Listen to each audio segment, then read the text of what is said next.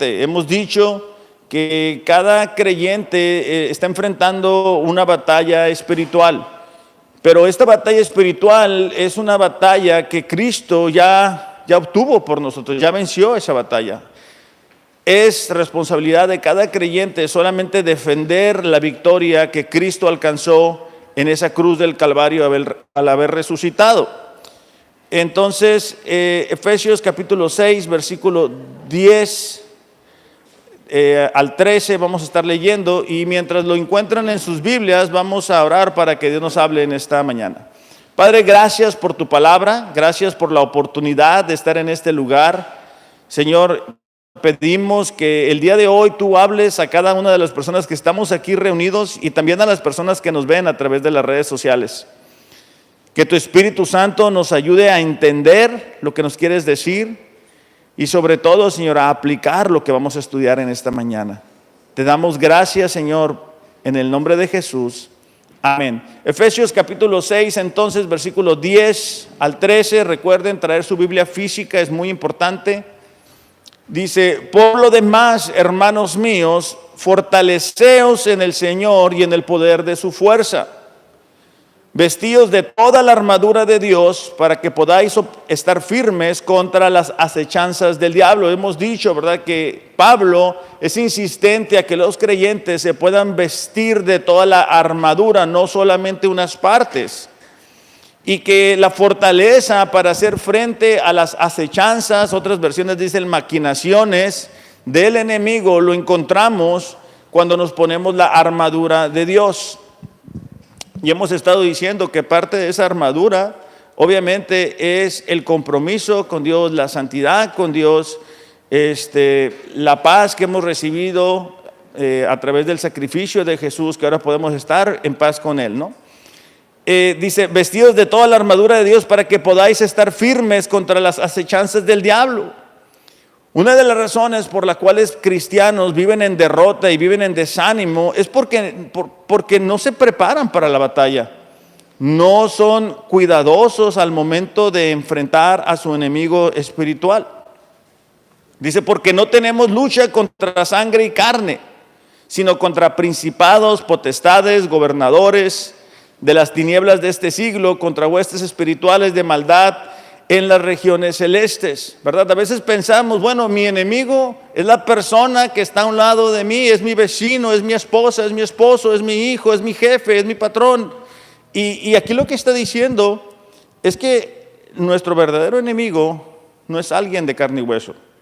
Nuestro verdadero enemigo es un enemigo espiritual, es un enemigo invisible.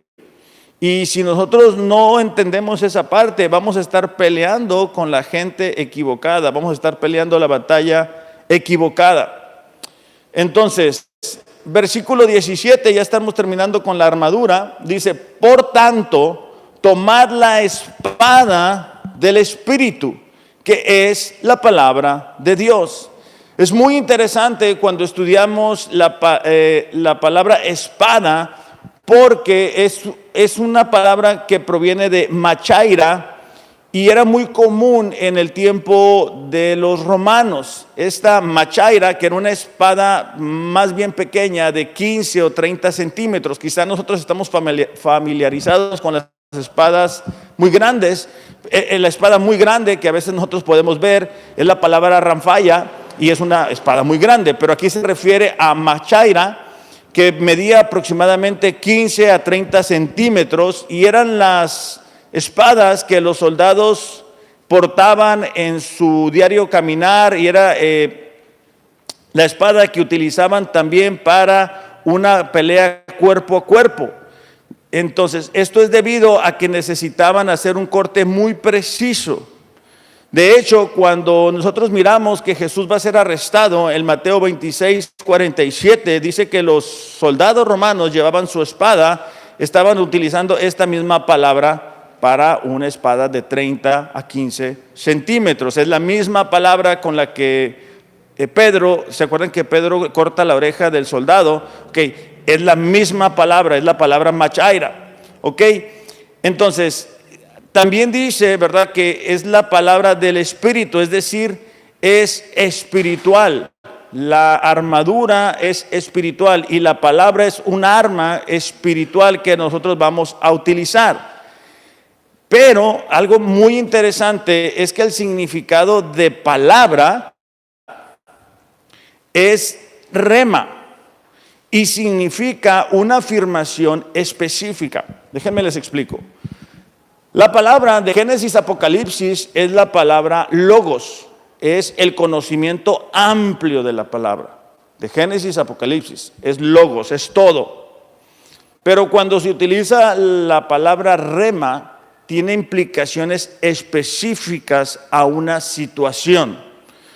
Les voy a dar un ejemplo. Vamos a suponer que nos sentimos solos, ¿verdad? Nosotros nos sentimos solos. Tú lo que ocupas en ese momento es tener el conocimiento amplio, es decir, el logos, para que sepas qué rema aplicar ahí. Si tú te sientes solo, no necesariamente te va a ayudar del todo que tú recuerdes que Dios quiere que todos sean salvos. No porque no sea una verdad, sino que no es algo que se aplica a esa situación. Como creyentes necesitamos conocer el logos, es decir, la palabra de Dios de Génesis Apocalipsis, para que podamos aplicar el rema a nuestra situación en específico. Ojalá pueda aclarar esto desde el punto de vista siguiente o el ejemplo que quiero dar. La mayoría de los hombres tienen una caja de herramientas, ¿verdad? Todos los hombres tienen caja de herramientas. A ver, levanta la mano los que tienen caja de herramientas. ¿Tú tienes caja de herramientas? Luego me dices para yo tener una. La mayoría de los hombres tienen una caja de herramientas, ¿verdad? Ok. Pero no todas las llaves que tienen ahí sirven para lo mismo. O sea, dependiendo de la necesidad, tú utilizas una llave para, no sé, 3/8, media, sí, ¿verdad? Así se dice. Entonces, para aflojar y apretar algo. Ok. Solamente para ilustrar. La Biblia, tú tienes que tener el conocimiento amplio para que cuando te venga una tentación, te venga una situación, tú digas, ¿qué es lo que dice Dios al respecto de esta situación? Debemos aprender a conocer la totalidad de la palabra de Dios para conocer los puntos específicos de aplicación. Quiero que veamos un ejemplo de 3 tentaciones directas que el diablo hace a Jesús y cómo Jesús aplica o se defiende con el rema, es decir, con la afirmación en específico. Mateo capítulo 4, versículo 3 dice, en ese tiempo, vamos a buscarlo en nuestras Biblias, dice, en ese tiempo el diablo se le acercó a Jesús y le dijo, fíjate, aquí va la tentación, si eres hijo de Dios, di a estas piedras que se conviertan en pan. Haz que las piedras se conviertan en pan, no esperes, es decir, a que Dios venga y provea para tus necesidades, hazlo tú mismo. Aquí la implicación es no confiar en Dios. O sea, cualquiera que sea la situación, no confíes en Dios. Vamos a ver qué es lo que Jesús contesta ante esta tentación. Jesús le dijo, no. Las escrituras dicen, la gente no vive solo de pan, sino de cada palabra que sale de la boca de Dios. Jesús estaba recordando el pasaje de Deuteronomio. ¿Ok? Entonces, la primera tentación que Jesús enfrenta es, no confíes en Dios. Y es lo que a veces a nosotros nos sucede. Estamos enfrentando una situación difícil. Somos tentados a hacer las cosas a nuestra manera. Tenemos que decir o recordar que es lo que Dios está diciendo acerca de esa situación. Vamos a ver otro ejemplo. Mateo capítulo 4, versículo 6. Lo primero que el enemigo hace es que no confiemos en Dios o nos tienta a no confiar en Dios. Lo segundo es tentar a Dios. Fíjate cómo lo dice Mateo 4, 6. Dijo, otra vez el diablo, ¿verdad? Si eres hijo de Dios, tírate. Pues las escrituras dicen, Él ordenará a sus ángeles que te protejan y te sostendrán con sus manos para que ni siquiera te lastime el pie con una piedra. Ahora, en ese sentido, lo que el enemigo estaba haciendo era, hey, tienta a Dios. Él prometió eso, él prometió que no iba a permitir que esto se sucediera. Entonces, otra vez, necesitamos saber qué es lo que dice Dios acerca de nuestra situación. Jesús responde, Mateo 4:7. Las escrituras también dicen, no pondrás a prueba al Señor tu Dios. ¿Qué estaba haciendo Jesús? Jesús estaba utilizando el rema para su situación. Entonces, una cosa es que el enemigo te diga, no confíes en Dios, no le hagas caso, Dios dijo esto, pero eso no aplica a tu situación. Otra diferente es que nosotros tentemos a Dios. ¿Y cómo lo tentamos? Bueno, te decimos, hey, ven al grupo, lee la Biblia, ora, sé fiel a Dios en tus finanzas, sé fiel a Dios con tu tiempo. Y nosotros decimos, más adelante, me puedo esperar, no voy a obedecer. Oye, cuida tu matrimonio, o sea, ama a tu esposa, cuídala, Jesús se entregó por la iglesia, debes hacer lo mismo. Y algunos hombres decimos, me puedo esperar, no pasa nada, ya llevamos así, ¿verdad? Ya llevamos así 5 años, llevamos así 10 años, no pasa nada. Y estamos estirando la gracia de Dios, la misericordia de Dios al máximo. Entonces, una tentación es no confiar en Dios. Otra tentación es tentar a Dios. Dios ya nos advirtió de algunos peligros, de algunas situaciones, de algunas personas, pero si nosotros no hacemos caso, lo que estamos haciendo es tentar a Dios. ¿Se recuerdan la historia del pueblo de Israel, verdad? En el Antiguo Testamento, constantemente estuvieron tentando al Señor. ¿Por qué? Se la pasaban quejándose. No lograron confiar en Dios. Todo el tiempo, ¿verdad? En desobediencia, todo el tiempo siendo necios. ¿Okay? Vamos a ver la tercera tentación. Mateo capítulo 4, versículo 8. Dice, luego el diablo lo llevó a la cima de una montaña muy alta y le mostró todos los reinos del mundo y la gloria que hay en ellos. Te daré todo esto, dijo, si te arrodillas y me adoras. Entonces la tercera tentación es adorar a Satanás. Mateo 4:10 dice, vete de aquí, Satanás, le dijo Jesús. Las escrituras dicen, adora al Señor tu Dios y sírvele solo a Él. Ahora, a menos de que estemos en brujería o cosas así, no hay quien diga, bueno, yo voy a adorar a Satanás. Pero cada vez que nosotros decidimos desobedecer a Dios, teniendo el conocimiento de lo que la palabra de Dios dice, estamos adorándole. Cada vez que nosotros preferimos el dinero que a Dios, estamos adorando lo que Él puede ofrecer. El compromiso que Dios espera de cada discípulo es tomar nuestra cruz todos los días y seguirle. Es una vida de compromiso, es una vida de relación. Pero pudiéramos estar como el pueblo de Israel, todo el tiempo en queja, todo el tiempo haciendo ídolos. ¿Se acuerdan cuando Moisés va al monte y recibe los mandamientos y ya para cuando regresa el pueblo ya hizo sus ídolos? Bueno, a veces así nos sucede. Tenemos una situación, no queremos esperar en Dios y lo que hacemos nosotros es hacer un ídolo y hacemos un ídolo del trabajo.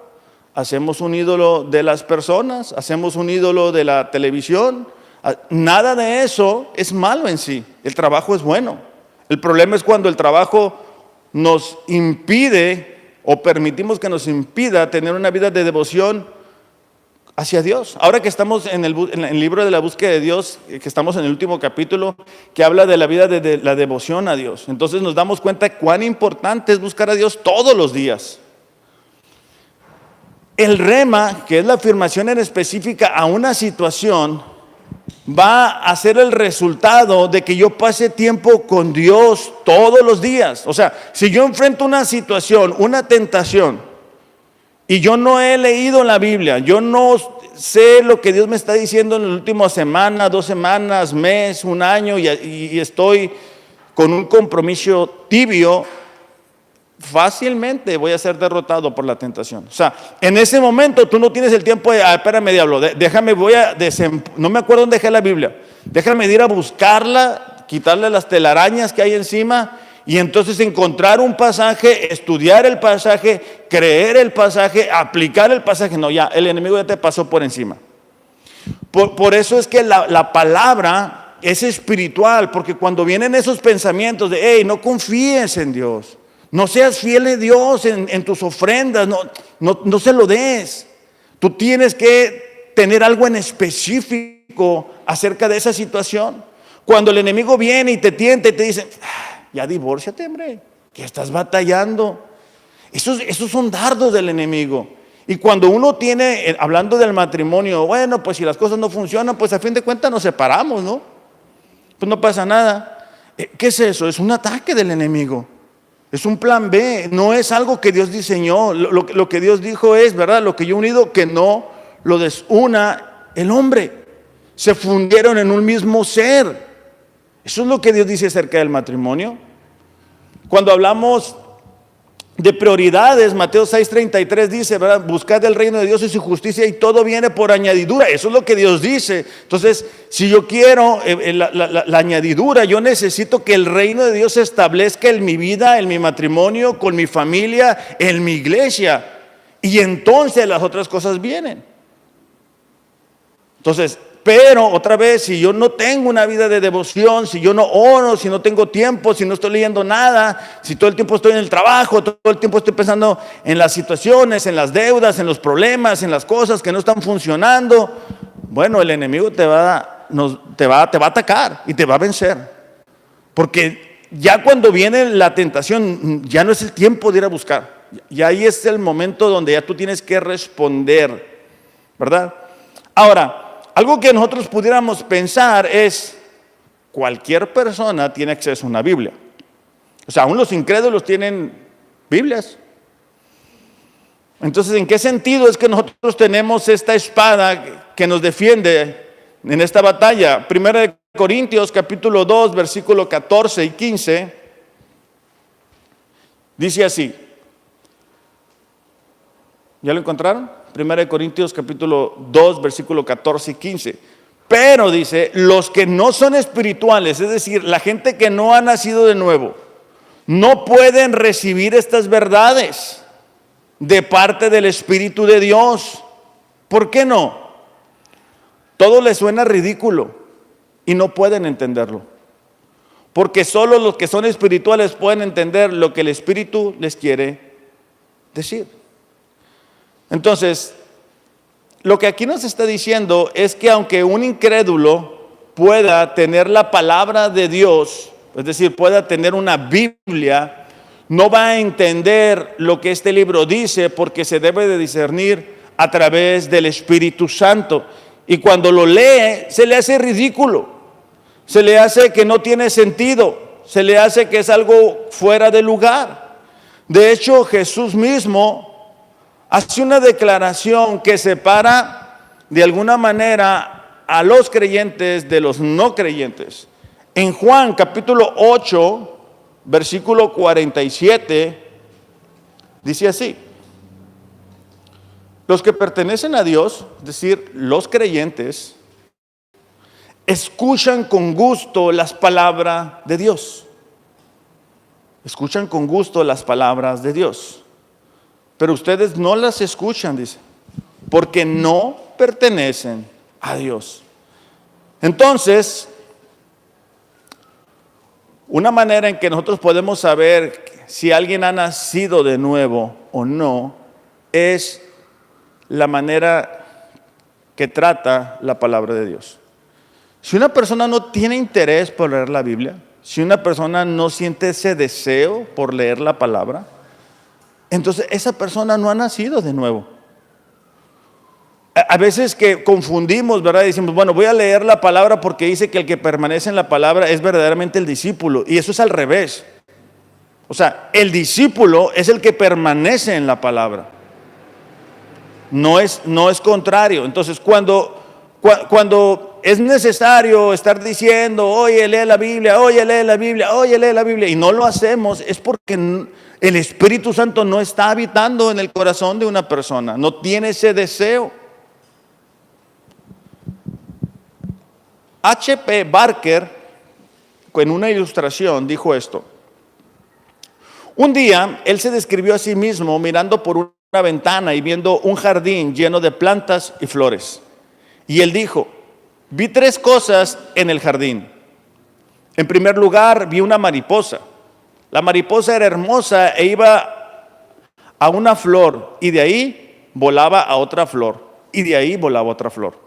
Se quedaba unos cuantos segundos ahí y se movía. Tocaba tantas flores como podía, pero no derivó ningún beneficio en absoluto de esto. Después, dijo él, me quedé viendo por un poco más de tiempo por mi ventana y salió un hombre que estudiaba botánica. Y este hombre tenía un cuaderno bajo su brazo y una lupa muy grande. Este hombre se inclinaba y veía cierta flor y observaba durante mucho tiempo. Después tomaba notas en su cuaderno y estuvo ahí durante horas escribiendo notas. Cerró el cuaderno, lo metió en su brazo, guardó su lupa en su bolsillo y se fue. Después, dijo él, la tercera cosa que vi fue una abeja. Tan solo una pequeña abeja, pero la abeja llegaba a una flor, aspiraba las profundidades de la flor y extraía todo el polen que podía llegar. Y llegaba vacía, pero salía llena. H.P. Barker dijo, así es como la gente trata la Biblia.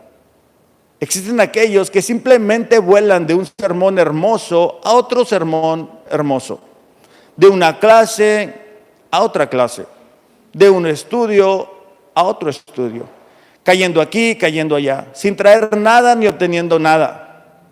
Qué sentimiento tan agradable.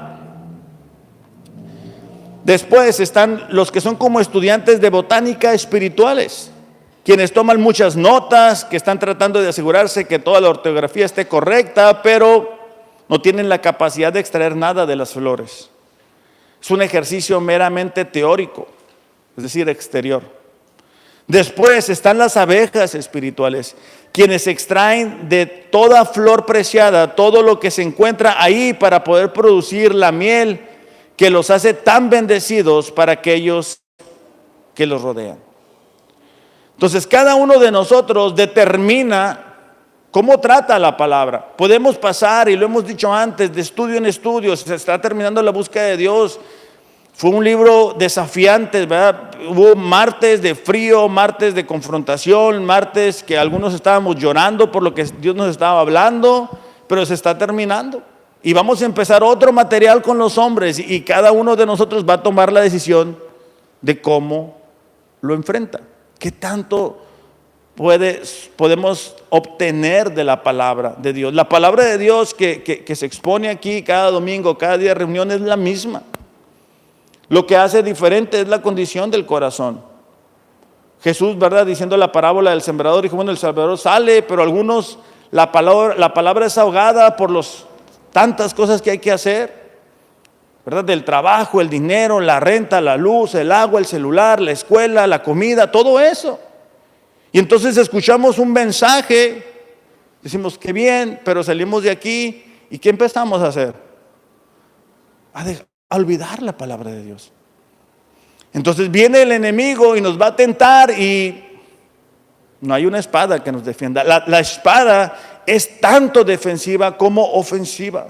Cuando nosotros le presentamos el plan de salvación a una persona, estamos siendo ofensivos. Cuando nosotros explicamos la palabra de Dios a gente que no la ha estudiado, estamos siendo ofensivos con la palabra de Dios. Por eso Pablo le dice a Timoteo, mira, esfuérzate en conocer la palabra, traza la palabra. Pero cuando nosotros no conocemos la palabra y solamente conocemos algunos versículos de memoria, ¿verdad? Algunas promesas que hace por ahí algún tiempo alguien nos dijo, entonces viene la tentación y no tienes una verdad en específico ¿Qué dice Dios acerca de mi situación? Bueno, yo tengo personas que me rodean que no son cristianos. Todos estamos así. Pero ¿qué dice Dios al respecto? Bueno, Dios nos dice, ¿verdad?, que nosotros tenemos que ser luz en ellos, que ellos no nos convenzan a nosotros.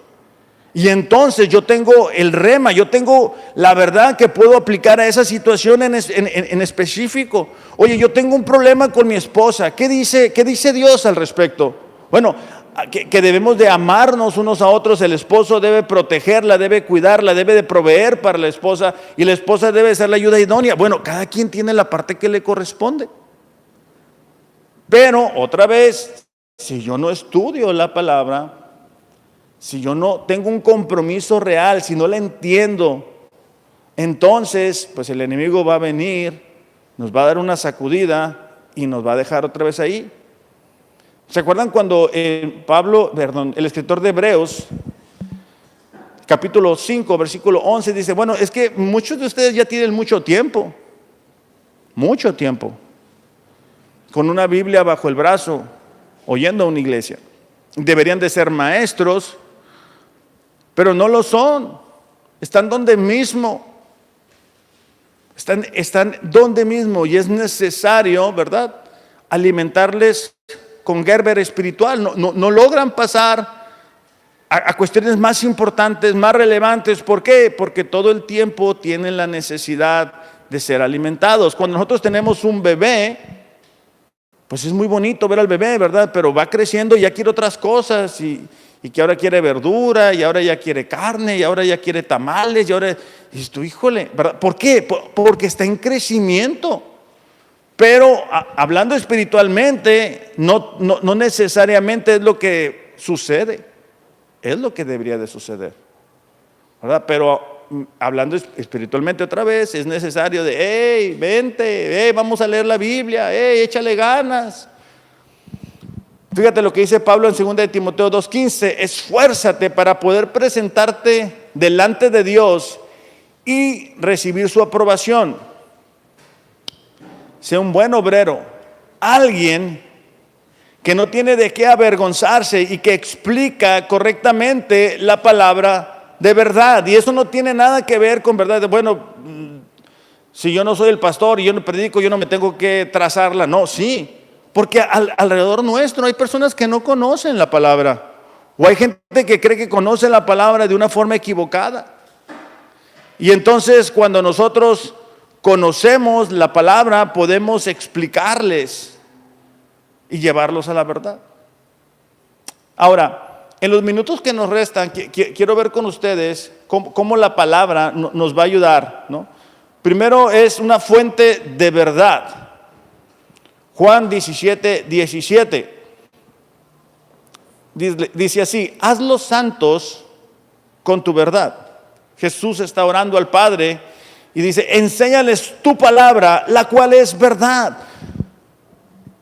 Estamos viviendo en un tiempo donde hay mucha información, y esa cantidad de información produce confusión, incertidumbre, inseguridad, donde están buscando redefinir lo que Dios ha hecho. Y necesitamos, para tomar una buena decisión, la verdad, la información correcta, los hechos. En la palabra encontramos la verdad acerca de la vida. Es decir, ¿cuál es el propósito de estar aquí? ¿Cuál es el propósito de tener vida? ¿Para qué Dios me creó?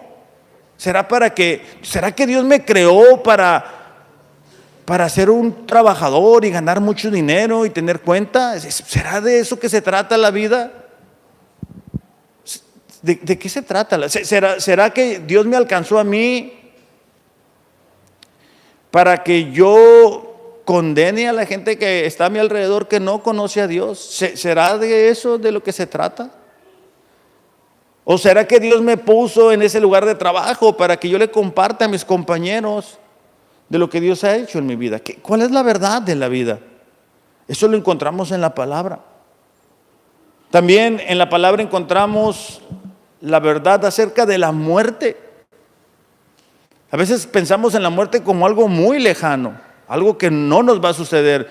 Pero ya sea que cuando nosotros estamos enfermos o estamos despidiendo a un ser querido, recordamos, ¿y qué va a pasar con la muerte? ¿A dónde vamos?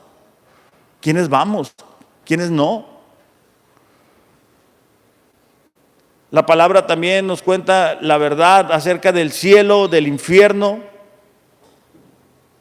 de lo que está bien, de lo que está mal. Ahorita es una nube, ¿verdad? Que está todo muy, muy difícil para la gente que no conoce la palabra de ver qué es lo correcto, qué es lo incorrecto, qué está bien, qué no está bien.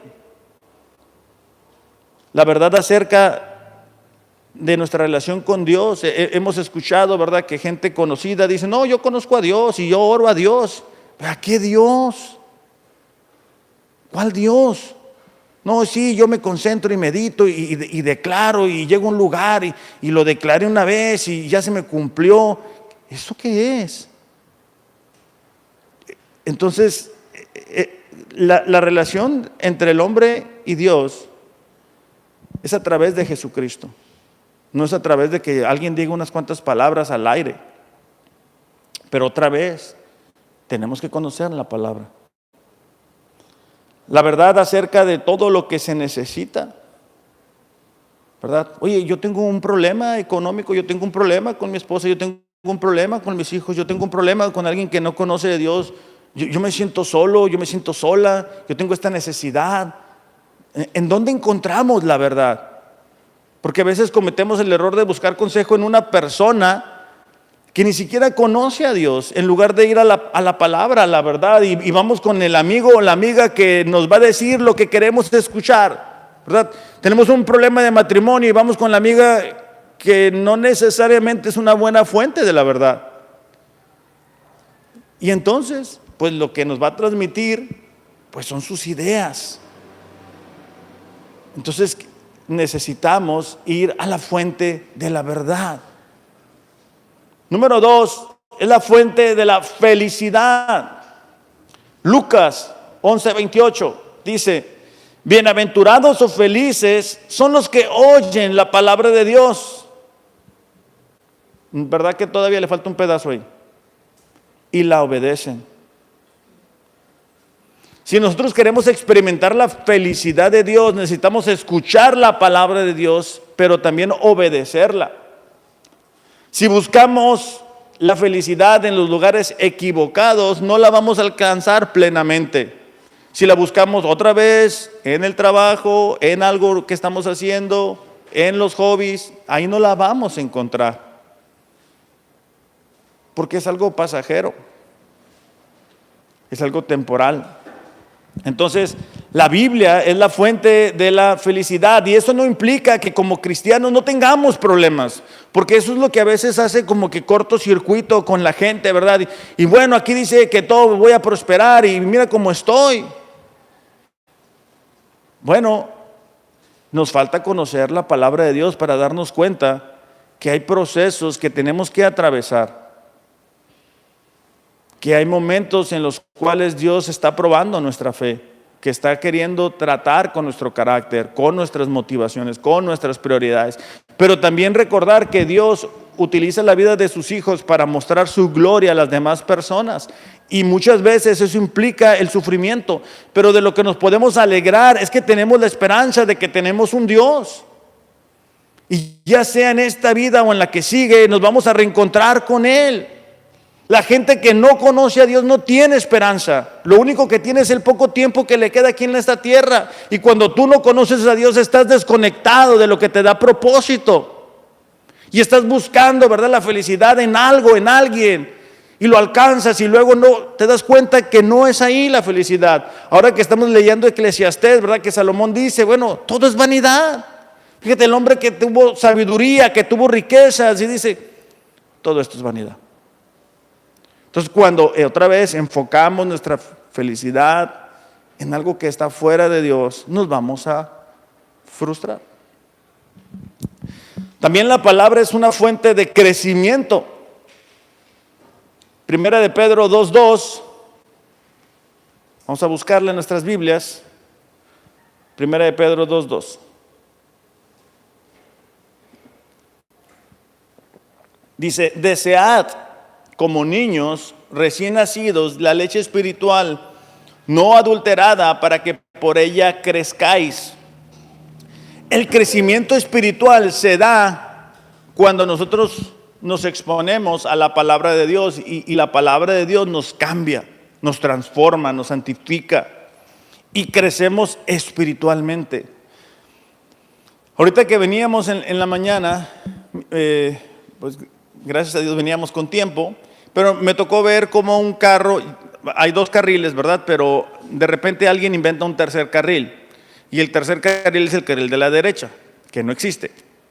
Pero bueno, esta persona utiliza el tercer carril, le acelera, el del segundo carril le acelera, no se quiere dejar pasar, ya estaban chocando, el carro se acerca al otro y bueno, no creo que lo estaba saludando, mire que se detuvieron, como que estaban discutiendo, cosas así. Ese es en el mundo en el que nosotros estamos viviendo. Pero Proverbios dice, es sabiduría del hombre dejar pasar la ofensa. Eso sucede cuando uno va madurando espiritualmente. Cuando Dios, a través de su palabra, nos muestra la verdad, nos cambia, nosotros podemos madurar y dejar atrás hábitos, costumbres, ideas, formas. Proverbios 4:18 dice que la vida del justo es como la luz de la aurora que va en aumento hasta que el día es perfecto. Entonces, bueno, nosotros nos casamos, ¿verdad? Con diferentes fallas, pero la idea es de que conforme vamos avanzando en edad, el crecimiento espiritual siga avanzando. Es muy triste cuando vemos que una persona grande se comporta como un niño y que en el matrimonio quiere que se haga su voluntad. Y cuando la esposa se comporta como una niña y quiere que se haga la voluntad. Yo tengo 2 niños y es un problema, ¿verdad? Porque a veces, no sé, llevamos una cosa y los 2 la quieren. Pero cuando hay inmadurez en el matrimonio es la misma. Los 2 quieren hacer su voluntad. Los 2. Entonces, pues nos comportamos de una forma inmadura espiritualmente.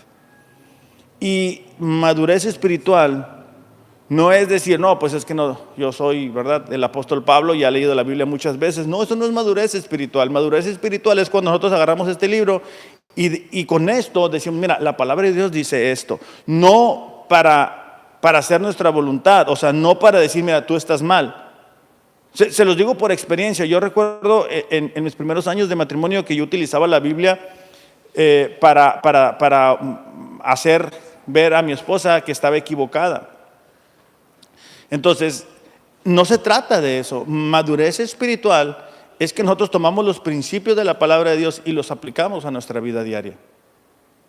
Pero eso es una fuente, ¿verdad? Que proviene de la palabra de Dios. Podemos hacernos grandes físicamente y no necesariamente ser maduros espiritualmente.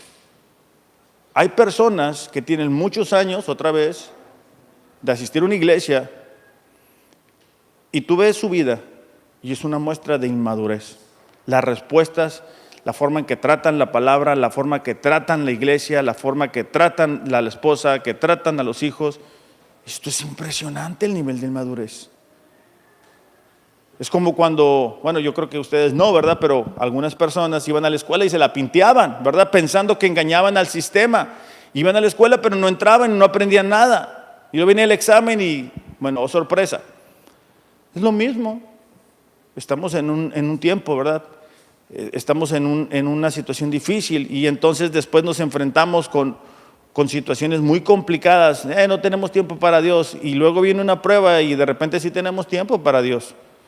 Tenemos un niño en casa, ¿verdad? Y no tenemos tiempo para Dios, pero empieza a hacerse grande y empieza a tocar la puerta de que se va a ir de casa y entonces sí tenemos tiempo para Dios.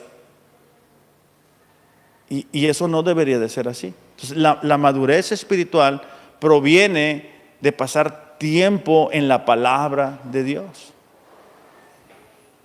También la Biblia es una fuente de poder. Dice Hebreos capítulo 4, versículo 12, si lo podemos ir buscando. Dice, porque la palabra de Dios es viva y eficaz, más cortante que toda espada de dos filos. Penetra hasta partir el alma y el espíritu, las coyunturas, los tuétanos, y discierne los pensamientos y las intenciones del corazón. La palabra de Dios tiene el poder de llegar a donde no llegamos nosotros físicamente. Tiene el poder de llegar a los pensamientos más ocultos que nosotros podamos llegar a tener. Y de ahí que algunas personas no se quieren exponer a lo que la palabra de Dios dice. Y entonces mejor cierran el libro.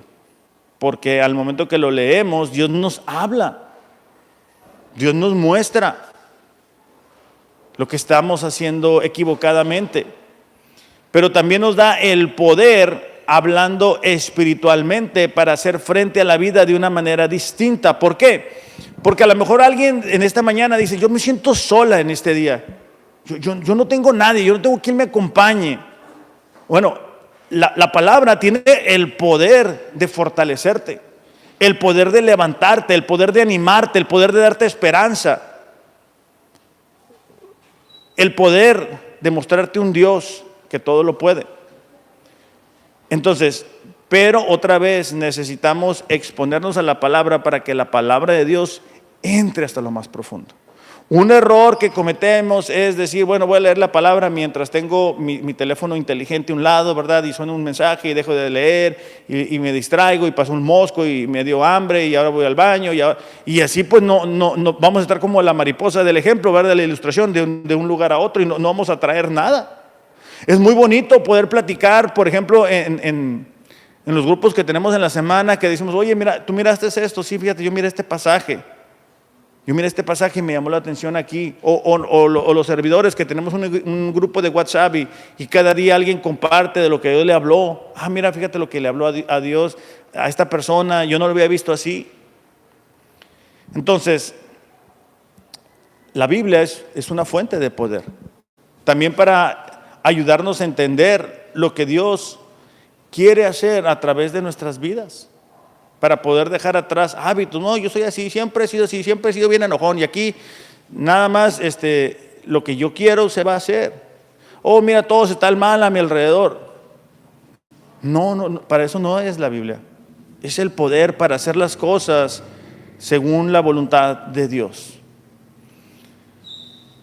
También la palabra es una fuente de guía. Salmo 119 versículo 105,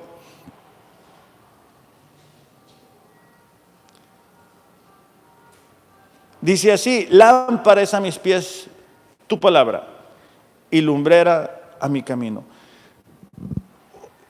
Necesitamos una guía. Necesitamos saber hacia dónde vamos. Necesitamos saber hacia dónde Dios nos quiere mover. Cuando el pueblo de Israel estaba saliendo, ¿verdad?, de Egipto, ellos llevaban la presencia de Dios delante de ellos y entonces ellos sabían para dónde iban, ellos no conocían la tierra. Nosotros tampoco sabemos para dónde nos va a llevar Dios, pero necesitamos la palabra de Dios para que nos guíe, para que nos diga, ¿para dónde vamos? Muchas veces no nos va a gustar el lugar a donde Dios nos va a llevar. Yo te aseguro que si le han dicho a José, oye José, fíjate que te quieren llevar al desierto, te van a vender tus hermanos, te van a revender, y luego te van a olvidar de ti, te van a poner 3 años en prisión. ¿Estás bien con eso? Yo no creo que José hubiera dicho, mira, sí, qué buena idea, ¿verdad? Yo lo hubiera pensado igual. Yo te aseguro que si David, cuando fue ungido como rey, le hubieran dicho, mira, te va a andar persiguiendo Saúl, va a haber momentos en que vas a sentir que la muerte te está pisando los talones. Hubiera dicho que sí. Y así cada persona. Pero necesitamos ser guiados por Dios en las decisiones que tomamos. Fíjate que dice, lámpara es a mis pies. O sea, ¿dónde estoy yo? ¿De dónde estoy pisando yo? ¿En dónde me encuentro el día de hoy? Estoy bien. No, a lo mejor no estás tan bien. Y lumbrera mi camino, es decir, tú ves el camino adelante. Necesitamos ser sabios que entiendan que si continuamos cometiendo los mismos errores, siendo necios, nos espera un accidente adelante. Hay un peligro enfrente. La Biblia nos llama a los padres de familia, ¿verdad? Instruye al niño en su camino y cuando sea grande no se va a alejar de él. Bueno, miramos hacia adelante, miramos el mundo que le va a tocar a nuestros hijos. ¿Y qué podemos hacer? Bueno, enseñarles el temor a Dios, enseñarles la palabra, enseñarles a depender de Él, enseñarles a orar. ¿Por qué? Porque miramos hacia adelante. Estamos viendo lo que puede suceder en un futuro, estamos viendo los peligros que hay. Pero, ¿verdad? Si, pues al día a día y como caiga, no pasa nada, pues así siempre ha sido. Bueno, estamos corriendo el peligro de ser una generación, como se levanten jueces, que no conocían a Dios. ¿Por qué no conocían a Dios? Bueno, ¿y los padres? ¿Por qué no les ayudaron a conocer a Dios? Y entonces es una generación que hacía lo que mejor les parecía. Por último, la palabra es una fuente de consuelo. Y miren, cada una de estas fuentes nos va a ayudar a hacer frente a la batalla espiritual.